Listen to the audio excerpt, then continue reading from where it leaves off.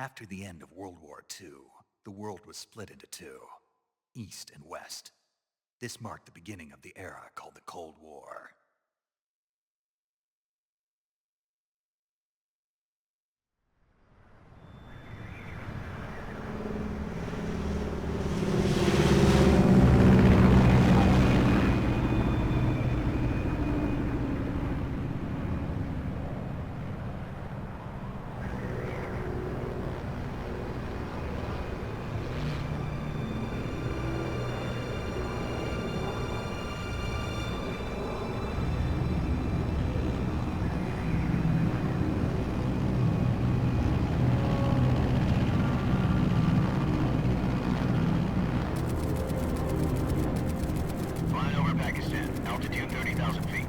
Approaching Soviet airspace. 20 minutes to drop off. Commencing internal depressurization. Equipment check. Arm main parachute. All right. You ready to go? Drop zone still showing a high pressure mass. Cav okay. Good. We've got high visibility.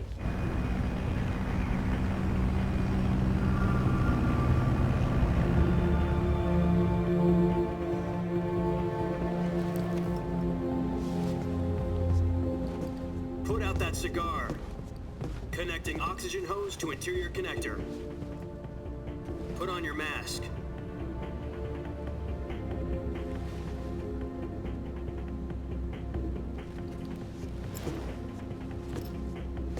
Does this panty waste know what he's doing? Approaching release point. 10 minutes to drop off. Hey, are you deaf? He said put out the cigar and put on your mask.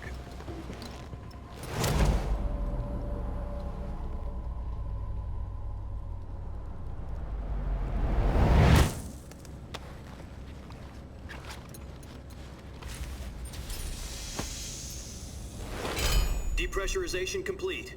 Checking oxygen supply. 6 minutes to drop off. Opening rear hatch.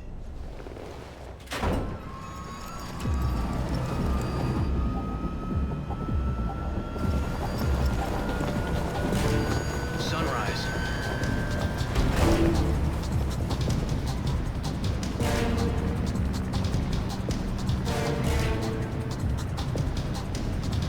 External temperature minus 46 degrees Celsius.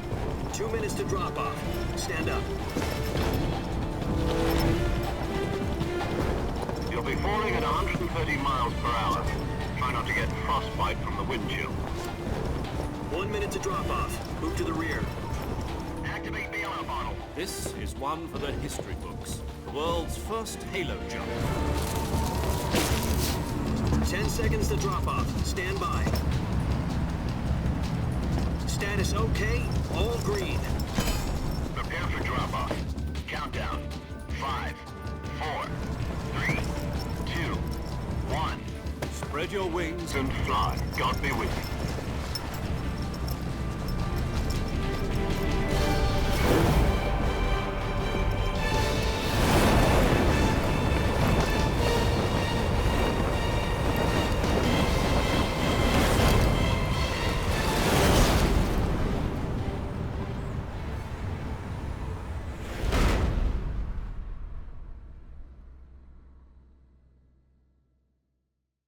Jack, I've got some important news. The head of the CIA has finally given us the green light for the virtuous mission. Virtual mission? No, the virtuous mission. The future of our Fox unit depends on it. If it succeeds, we'll be officially organized into a unit. Virtuous mission? Sounds like some kind of initiation ritual. You know, don't get cocky. This isn't a training op. Right. So what exactly is this wonderful mission? Well, about 2 years ago, a certain Soviet scientist requested asylum in the West through one of our moles. His name is Nikolai Stepanovich Sokolov. He's head of the OKB-754 Design Bureau, one of the Soviets' top-secret weapon research facilities, and the East's foremost expert on weapons development. Sokolov? Isn't he that famous rocket scientist? The very same. On April the 12th, 1961, the Soviets achieved the first manned spaceflight in history. The Earth was blue, but there was no God. Well spoken. The rocket that carried Yuri Gagarin into orbit was the A-1, known as the Vostok rocket. Sokolov is said to be the man most responsible for the multi-engine cluster used in that rocket. After Gagarin's flight, Sokolov left rocket development to become the head of the newly established Design Bureau. From a lowly technician to head of a design bureau, that's quite a success story, so why do you want to defect? It seems he'd become afraid of his own creations. Afraid? Call it a crisis of conscience. And for that, he left his country and his family behind and went over the fence? Not exactly. One of his conditions was that his family was also to be taken safely to the west. We used a mole to get the family out first and succeeded in sneaking Sokolov over the Berlin Wall shortly afterwards. I was the one who conducted the operation. The security on the eastern side was still full of holes back then. Then what? We got Sokolov over in one piece, but the whole ordeal had left him exhausted, and we checked him into a hospital in West Berlin. It took him 2 weeks and more than 600 miles to get from the research facility in the Soviet Union to Berlin. He was in no condition to say anything coherent. And it was only a week later that we had something much bigger on our hands. The Cuban Missile Crisis. October the 16th, 1962, President Kennedy received word that the Soviets were in the process of deploying intermediate-range ballistic missiles in Cuba. The President demanded that the Soviets dismantle and remove the missiles. At the same time, he announced a naval blockade to prevent further missile shipments from reaching Cuba. But the Soviets didn't back down, instead placing their armed forces on secondary alert.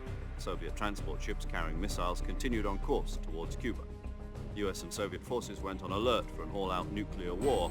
Frantic negotiations were conducted through the UN's Emergency Security Council and unofficial channels to end the hair-trigger standoff. Finally, on October the 28th, the Soviet Union agreed to remove its missiles from Cuba, and so the world avoided a nuclear holocaust. But in order to get the Soviets to pull their missiles out, we had to make a deal. You mean the one where the US agreed to remove its IRBMs from Turkey? No. The Jupiter IRBMs deployed in Turkey were obsolete, and we were going to get rid of them anyway. They had no strategic value whatsoever to either the US or the Russians. The Turkey deal was a ruse, a cover story that was fed to the other intelligence agencies around the world. So what did the Russians really want? Sokolov. They wanted us to return Sokolov. You mean the Soviets pulled out of Cuba just to get their hands on Sokolov? That's right. What the hell was he working on? At the time, we had no idea. We were running out of time. It was either give up Sokolov or risk full-scale nuclear war. In the end, we had no choice. President Kennedy gave in to Khrushchev's demand. The next day, I got Sokolov out of the hospital, handing him over to agents on the eastern side. Sokolov kept on screaming, "Save me," until he disappeared from my sight. Then a month ago, we received some new information from one of our moles. About Sokolov? Yes. He was taken back to the research facility and forced to continue working on the weapon in question under KGB supervision. What's more, it's on the verge of completion.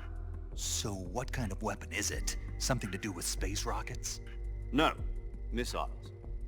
Same technology. I guess you're right. We don't know the details, but it appears to be a new kind of nuclear device. For half a year now, the Soviets have been conducting frequent nuclear tests at Semipalatinsk. Something to do with the weapon, I assume. We're talking about a secret weapon so big that Khrushchev was ready to pull out of Cuba to get it back. Is Sokolov still in the facility? No. According to our intelligence, he's in Selinoyarsk, a place in the mountains about 3 miles to the west that's known as the Virgin Cliffs. The Virgin Cliffs. Nice name for a virtuous mission. They moved him there just recently. Why? Apparently, they're conducting a field test of the weapon, but it's our best chance to get him back. This mission would never have been possible if he was still in the research facility. This is our last chance. Sokolov must have known that too when he contacted us.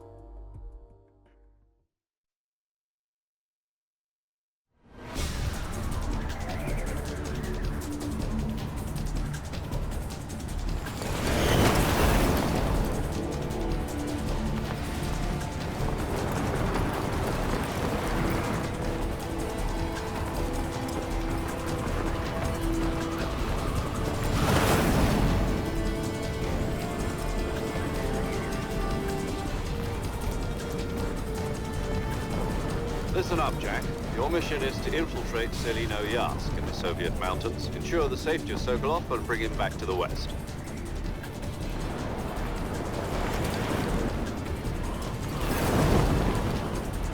If we don't get Sokolov back before that weapon is complete, we'll be facing a major crisis. The clock is ticking.